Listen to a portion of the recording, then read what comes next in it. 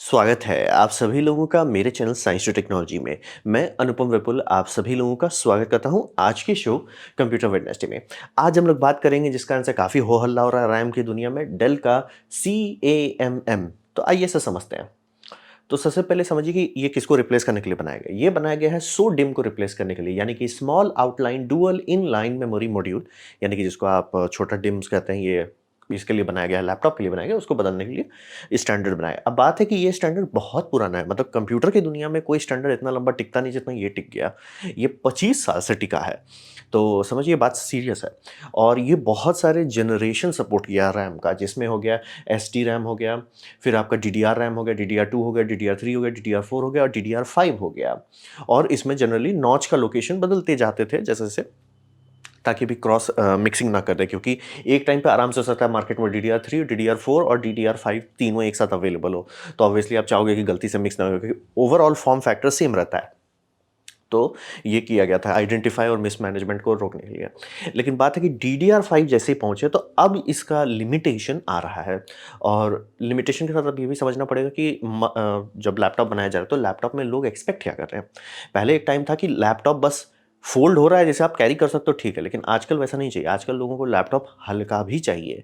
जैसे कि मैं इंस्टीट्यूट में था और वहाँ पे हमारे एक फ्रेंड के पास लैपटॉप था, XPS का पुराना टाइप लैपटॉप था। लेकिन वो इधर ले के आते नहीं थे, तो मुझे समझ में नहीं आता था। बाद में समझा कि 2-3 किलो बोलने में ज़्यादा नहीं लगता है। और ऑब्वियसली आप गाड़ी में, ट्रेन में कहीं जा रहे हो, कोई बात नहीं। लेकिन अगर आपको डेली कैरी करना पड़े, आप नहीं करोगे। इसीलिए वजन घटाने पर ध्यान देते हैं। और वजन घटाने के लिए हर एक कंपोनेंट से वजन हटाया जाता है। तो रैम एक लिमिट बन गया। तो इसी कारण से DDR5 जैसा है, तो टेक्नोलॉजी की भी लिमिट आने लगी और पब्लिक जिस डायरेक्शन पे जा रही है उस डायरेक्शन पे ये स्टैंडर्ड जो है अब थोड़ा दिक्कत क्रिएट कर रहा है। तो यहाँ पे डेल आया।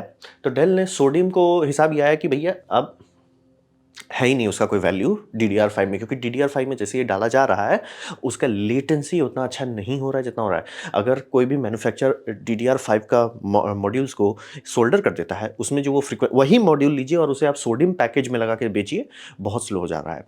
और मतलब ये लिटरली, और इसके कारण हो रहा है, यानी कि PCB में जो ट्रेस लेआउट होता है वो लेआउट इक्वल होना चाहिए, यानी कि हर ट्रेस को एक्जैक्टली उतना लेना है। इसीलिए जो स्विगली लाइंस देखते हैं ये सब ट्रेस मैचिंग की जाती है, यानी कि इलेक्ट्रॉन्स को एक जगह से दूसरी जगह जाने में जैसे मान ली 40 मिलीसेकंड लगता है, तो हर इलेक्ट्रॉन सिग्नल को 40 मिलीसेकंड ही लगना चाहिए, तभी पैरेलल इंटरफेस काम कर सकता है। तो DDR5 में अब इतना फास्ट हो गया कि सिग्नल इंटीग्रिटी बोल रही है कि भैया ये हमारे लिमिट बन रहा है, तो उसका क्लॉक साइकिल घटाना पड़ रहा है। तो वही समझिए, और PCB का भी फजीयत बहुत बढ़ गया है। तो हिसाब वही बन रहा है कि इस जगह पे काफ़ी सारी कंपनी है, चाहे वो डेल हो, चाहे वो लिनोवो हो, चाहे कोई भी और कंपनी हो, बहुत सारी डिसाइड कर रही है कि भैया शांति से सोल्डर ही कर दो ना, कौन उतना हेडेक लेता है। तो हिसाब यही था कि डेल के पास एज ए कंपनी दो ऑप्शन था, भैया शांति से सोल्डर कर दो या तो एक नया स्टैंडर्ड बनाओ। क्योंकि सीधा सीधा आ रहा है कि DDR5 का सेम मैन्युफैक्चरर के पास हो रहा है कि भैया मैं या तो सोल्डर करके आपको ज़्यादा परफॉर्मेंस दूँ, या मतलब ये मॉड्यूल लगा के दाम भी बढ़ेगा और परफॉर्मेंस भी कम आएगा। तो था, मतलब डेल को करना था, अपने लिए भी करना था। और कॉम्प्रोमाइज़ था कि आप अगर ये सोडियम्स देते हैं तो स्पीड भी घटेगा, थिकनेस भी बढ़ेगा, और मतलब बड़ा कैपेसिटी नहीं छू सकते, यानी कि 128 GB तक का अगर चाहिए। अब बोले 128 GB रैम किसको चाहिए? बात है बहुत सारे इंटरप्राइज लोगों को चाहिए, कमर्शियल वर्ल्ड को चाहिए। और वही सब, ये सब मेन डेस्कटॉप लैपटॉप्स कहाँ बिकता है, जहाँ से मेन टक आता है वो सब वही वाले लोग रहते हैं। उन सब के में RT ये समझ लीजिए आपका G4 का ग्राफिक्स कार्ड नहीं जाता, क्वाड्रो का ग्राफिक्स कार्ड जाता है। तो समझ लीजिए वहाँ पे हैवी कैलकुलेशंस होते हैं। तो वहाँ पे आज के टाइम में लोग डिमांड कर रहे हैं कि 128 GB दीजिए हमें, और वो सब 100-100 पीस बिकता है। मतलब एक शॉट में 100-100 पीस बेचा जाएगा, तो ऑब्वियसली उनको डिमांड चाहिए, तो वो नहीं दे सकते। और रहा बात कि DDR5 है, तो इसका ये मतलब नहीं कि DDR5 काम खत्म, DDR6 आ रहा है और मतलब समझिए लैब्स में ऑलरेडी पहुँच गया है। तो हिसाब आ रहा है कि जब ये स्टैंडर्ड DDR5 में रो रहा है, DDR6 में तो रुला देगा, और 128 GB अभी हम लोग डाल भी नहीं सकते। तो ये मतलब आप दिखा रहे हैं भैया ये स्टैंडर्ड सही में 25 साल पुराना है, अब नहीं, मतलब जबरदस्ती का उसमें फोर्स करके नहीं उससे ज़्यादा काम निकाल पा रहे थे। तो डेल उस जगह पे फंसाता है, या तो सोल्डर करे या तो कुछ नया बनाए। तो उन्होंने ये CAMM उतारा। तो CAMM है क्या? Compression attached memory module.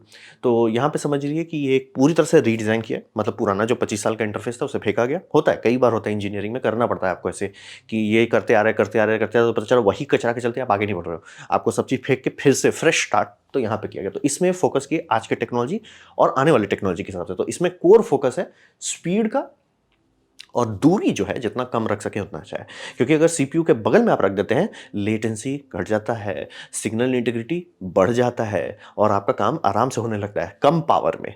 तो ये समझना बहुत ज़रूरी है कि इसका दूरी की सीपीयू रैम स्लॉट एकदम करना, और इसको इसी तरह से डिज़ाइन किया गया कि ट्रेस मैचिंग में उतना दिक्कत ना हो।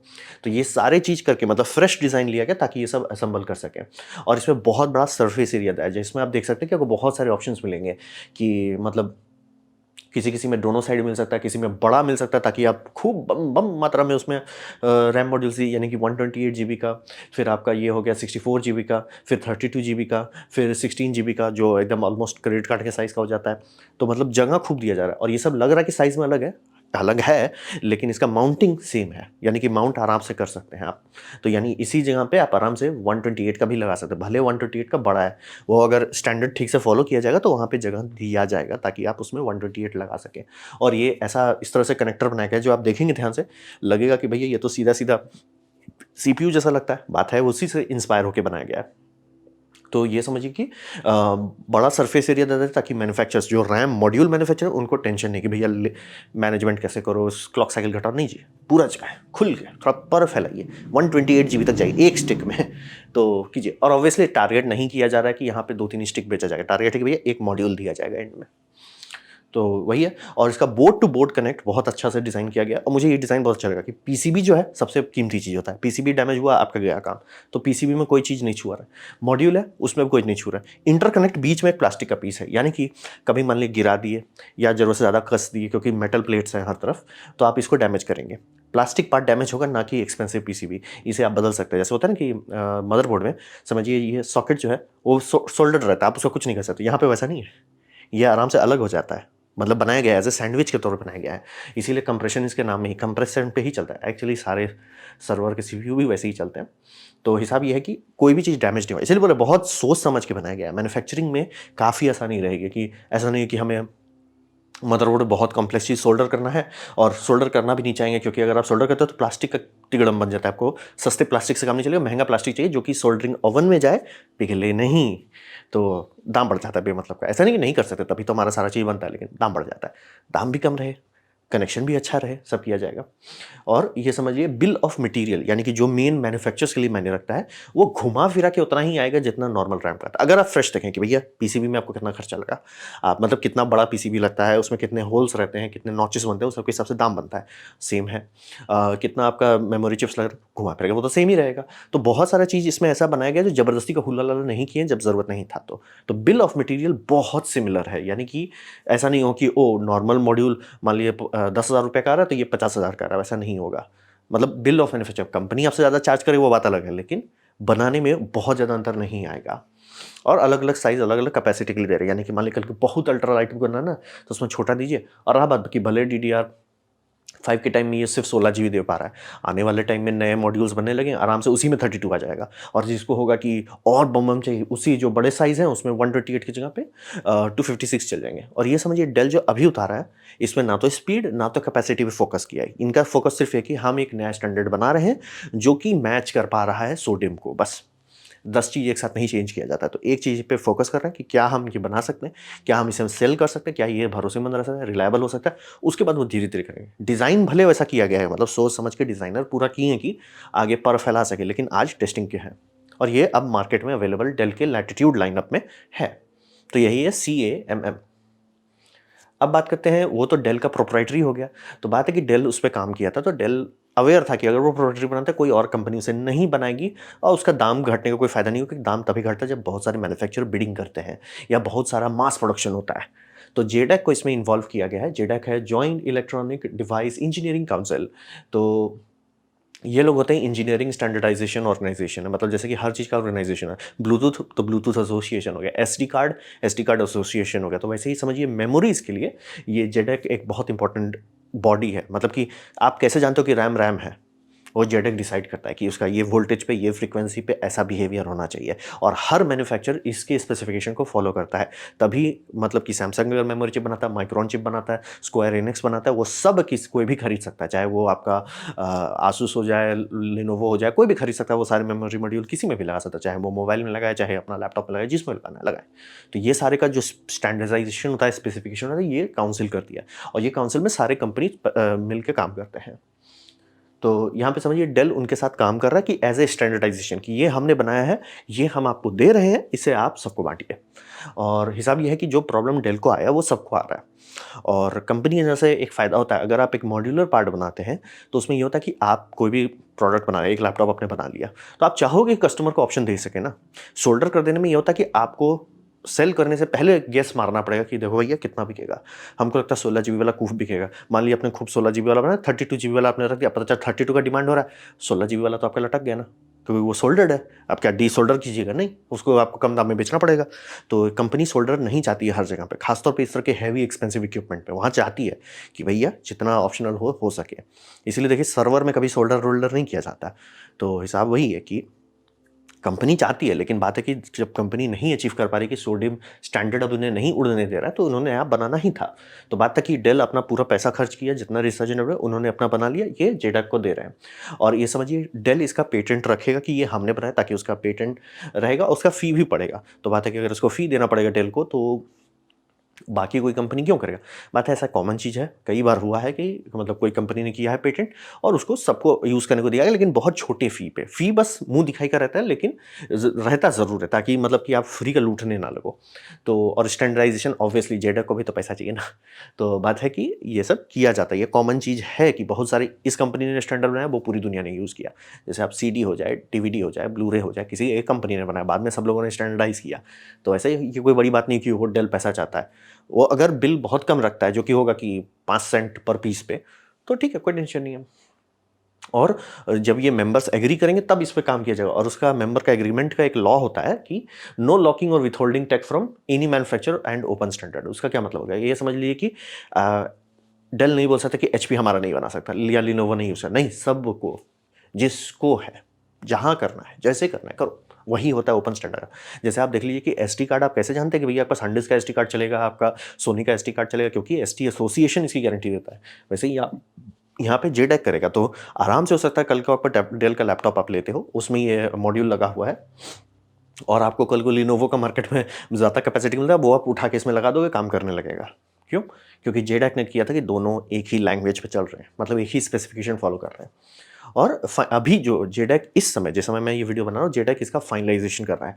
डेल ने बना लिया, अब ये जेडेक को दिया, जेडेक बाकी सारे एसोसिएशन से बात कर रहा है कि देखो डेल ने ये बनाया है, आपको क्या लगता है इसमें सब चीज़ है आपके मन लायक, कि आप कुछ चेंज करना चाहोगे? जनरली चांसेस है कि बहुत कम चीज़ चेंज किया जाएगा, क्योंकि डेल इसमें बहुत खर्च किया है इसको बनाने के लिए, और फाइनल है, क्योंकि डेल बना के सेल कर रहा है लैपटॉप, फाइनल है। तो मे भी थोड़ा मोड़ा इधर उधर हो, और उम्मीद सब लोग कर रहे हैं कि बहुत माइनर चेंजेस हो, ताकि ये धड़धड़ा के मार्केट पकड़ पाए। भले मतलब माइनर चेंजेस हो, सॉफ्टवेयर चेंजेस हो, मतलब कोई भी ऐसा चेंजेस हो जो ब्रिक ना करे, कि मतलब कि नहीं डेल का वाला वो मार्क 1 नहीं यूज़ कर सकते, वैसा ना हो तो ही सबका अच्छा है। लेकिन देखिए वो जेडेक अभी इसी पे काम कर रहा है, ताकि सारे मैन्युफैक्चरर्स एक साथ एग्री कर सकें। तो अब बात करते हैं भविष्य में क्या होगा। तो हिसाब ये समझिए कि यूज़र अपग्रेडेबल रैम जो है वो जाने वाला है। ये भले मार्केट में आ जाए, भले ये हो जाए, लेकिन बात है कि डेल उसको इसलिए नहीं बना रहा कि ई वेस्ट कम हो, कि पब्लिक को थोड़ा यूज़फुल मिले। वो बात इसलिए बना रहे कि बोले उनको अब फ़ायदा होगा, ताकि हाँ भैया हमको ये टेंशन नहीं कि भैया 16 GB का, क्योंकि एप्पल जैसे देखिए लॉक करके दे देता है कि भैया 2 ही ऑप्शन है। लेकिन पीसी में लोग एक्सपेक्ट करते हैं क्यों, और इसीलिए बोला कि बहुत सारे जगह पे रिक्वायरमेंट है, जहाँ पे आपको भैया बहुत सारे लोग तो ऐसे स्प्रेडशीट पे काम करते हैं जो स्प्रेडशीट कई गीगाबाइट्स का होता है। तो वो सब तो एप्पल पे चलेंगे नहीं, वो सबको आपको चाहिए डेल लिनोवो हो जाए, ये सब पे हो जाए। तो अब वो लोग को रैम उसके हिसाब से देना पड़ता है, तो उनको खुद ही प्रॉब्लम रहा है कि हम सोल्डर करते हैं, भले परफॉर्मेंस दे रहे हैं, लेकिन साइड इफेक्ट हो रहा है कि हम कैपेसिटी नहीं दे पा रहे हैं। और फिर हमें लॉन्च करने से पहले डिसाइड करना होता है, या तो सब में ज़रूरत से ज़्यादा कर दो तो दाम भाग जाता है, फिर या तो हमारा प्रॉफिट कम करो, या तो रिस्क लो कि बिके नहीं। तो कंपनी इसलिए काम किया डेल, अपना फ़ायदा देखने के लिए किया। हाँ, हमें साइड में बेनिफिट मिल जाएगा, मल्टीपल मॉडल बनाने में, SKUs बनाने में आसानी होगा। लेकिन बात है कि सोल्डर्ड रैम आने वाला है, और धीरे-धीरे पहुँच ही जाएगा। जैसे कि आप देख लीजिए कि आपका जितना प्लेस्टेशन हो गया, कंसोल्स हो गए, ये सारे में रैम सोल्डर्ड रहते हैं। फिर अब लैपटॉप्स में जब रैम सोल्डर हो रहे हैं, और अब इस तरह का SoC डिज़ाइन हम लोग लैपटॉप्स में डाल रहे हैं, यानी कि कुछ नहीं पता। मेरे पास एक पुराना सोनी का लैपटॉप है, वायो का, सोनी वायो का लैपटॉप, जिसमें सीपीयू सॉकेटेड था। लैपटॉप में एक टाइम में सीपीयू बदला जा सकता था, कॉमन चीज़ था। आजकल आप वो सोच भी नहीं सकते। तो बात वही, एक-एक करके हम लोग लूज़ करते जा रहे हैं। और ये जो M1 आ गया कि जिसमें भैया हम मेमोरी जो है उसी डाई में डाल दे रहे हैं, तो अब तो कंपनी भी नहीं बदल सकती, चाह के भी नहीं बदल सकती। तो बात वही है कि प्लान्ड ऑब्सोलेशन आज के टाइम में ऐसा चीज़ हो गया ना, जो आ रहा है, हर चीज़ में घुस ही रहा है, हर चीज़ की वाट लगा रहा है और हम लोग कुछ नहीं कर सकते। इसको बस एक्सेप्ट करना पड़ेगा। मैं इस बात से ज़रूर खुश हूँ कि डेल थोड़ा मेहनत किया कि भाई ट्राई करते हैं कि भाई थोड़ा-सा अपना भी फ़ायदा हो, थोड़ा पब्लिक का भी फ़ायदा हो। और क्योंकि आज के टाइम में कंप्यूटर जो है ना बहुत लंबे चल जाते हैं, लेकिन ज़बरदस्ती का लिमिट के कारण हम नहीं यूज़ कर पाते। जैसे कि मेरे पास एक डेल का बहुत पुराना इंस्पिरॉन 535 है, मतलब डेस्कटॉप पीसी है। मैं उसको नैस के तौर पर नहीं ठीक से यूज़ कर पाता हूँ। क्यों? मदरबोर्ड जो है उसमें 4 सेटा पोर्ट है। डेल ने जिस मैन्युफैक्चरर से बनवाया मदरबोर्ड, उसमें 2 ठो फिजिकल प्लग हटवा दिया। क्यों? तुम्हारे चिपसेट में है, तुम्हारे सॉकेट में जगह है, तुम्हारे इसमें चैसी जो दिया गया है उसमें जगह है, लेकिन नहीं, हम बदल देंगे, ज़बरदस्ती का हूला-लला करेंगे, ज़बरदस्ती का ई-वेस्ट। हम उसे आराम से यूज़ कर पाते अगर उसमें पोर्ट होता तो। नहीं है तो आप बैठ के उसमें कोचो ये सेटा का कार्ड डालो। अब बात है कि वो नैरो प्रोफाइल है, नहीं उतना अच्छा से काम करता है। तो बहुत सारी चीज़ में होता है। बहुत सारे लोग आराम से लैपटॉप को किसी और चीज़ के लिए रीपर्पज़ कर दें, अगर वो फुल्ली सब चीज़ छेड़ सकें। नहीं कर रहे हैं। आपका आपका समझ लीजिए एप्पल तो एनवीएमई को ही सोल्डर कर दे रहा है। तो हिसाब ये है कि हर चीज़ में ये जो आ रहा है प्लान्ड ऑब्सोलेशन, ये आ गया है। मतलब आपको हाथ धोना पड़ेगा कि आने वाले टाइम में लैपटॉप में कि कल आप कुछ कर सकते हो। अगर फ्रेमवर्क बहुत सक्सेसफुल हो जाए तो बात अलग है, लेकिन चांसेस बहुत कम है। तो ये थोड़ा-सा दुखद है कि जो रास्ता आ रहा है, जो सामने दिख रहा है, उस टाइम में हम लोग इस तरह से सीपीयू लेके बनाना-वनाना सब खत्म हो जाए। सर बस खरीद लो और एक टाइम के बाद नहीं सर इसमें थोड़ा ये बदल देते तो अच्छा रहता है। नहीं सर इसको फेंक दो। मतलब हमारे पास तो 100 पृथ्वी है गंदा करने के लिए। गंदा करो और उसके बाद खरीदो। और आप नहीं खरीद सकते, उतने अमीर नहीं हो, तो मरो। तो भविष्य अच्छा नहीं है इस मामले में। इसीलिए मैं आप लोगों को झूठा होप नहीं देना चाहूँगा। प्लान्ड ऑब्सोलेशन आ गया है, ये वायरस घुस गया है और हमारी बैंड बजा के ही छोड़ेगा। तो ये था मेरा प्रेजेंटेशन डेल का नया जो स्टैंडर्ड है कंप्रेशन अटैच्ड मेमोरी मॉड्यूल्स के बारे में। उम्मीद करता हूँ आपको अच्छा लगा, कुछ सीखने मिला हो, कुछ समझ में आया हो। अगर ऐसा है लाइक कर दें, दोस्तों से शेयर कर दें, उससे मेरा काफ़ी भला होगा। नहीं अच्छा लगा, नहीं पसंद आया, कोई बात नहीं, आप डिसलाइक दबा सकते हैं। मैं कहूँगा डिसलाइक 2 बार दबाएँ, उससे मुझे पता चलेगा कितना नापसंद हुआ है। मैं आपसे कहूँगा कि कमेंट लिखें, मैं हर कमेंट को पढ़ने की कोशिश करता हूँ। आपसे कहूँगा सब्सक्राइब कीजिए, बेल दबाइए अगर आप फ्री हैं तो। आपने मेरा वीडियो देखा, जो जानकर मुझे बहुत खुशी हुई। धन्यवाद।